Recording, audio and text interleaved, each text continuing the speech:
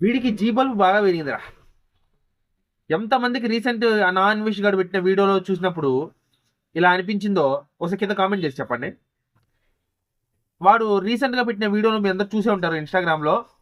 వాడి Instagram account deactivate అయిందని చెప్పి, అంటే డిలీట్ అయిపోయిందని చెప్పి వాడు రీసెంట్గా ఎటకారంగా ఒక వీడియో వదిలాడు.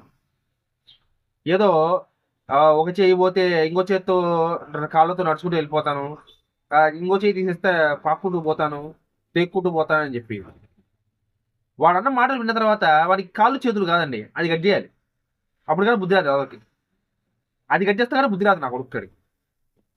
ఎంత వెటకారంగా మాట్లాడుతున్నాడంటే అసలు నిజంగా వీడికి ఇవి సరిపోవండి. కత్తి మహేష్కి ఏం జరిగిందో, ఆ పాస్టర్ ప్రవీణ్కి ఏం జరిగిందో దానికంటే దారుణమైన చావు వీడికి రావాలి.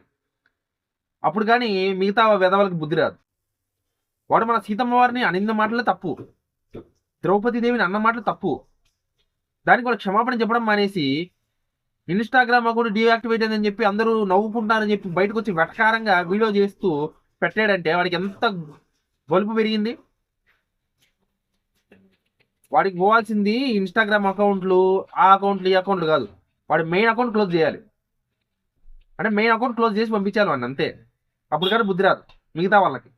వాడు పోయిన తర్వాత వాడికి ఎలాగో బుద్ధి వచ్చిన రాకపోయినా ఒకటే అనుకోండి, కానీ మెయిన్ అకౌంట్ క్లోజ్ చేసేయాలండి. అప్పుడు కానీ మిగతా వాళ్ళకి అర్థం కాదు మన జోలికి వస్తే ఏమవుతుందో. నాకు మాత్రం చాలా కోపం వచ్చింది, చాలా చిరాకు వచ్చింది. మీకేమనిపిస్తుందో కింద కామెంట్ చేసి చెప్పండి. జై హింద్.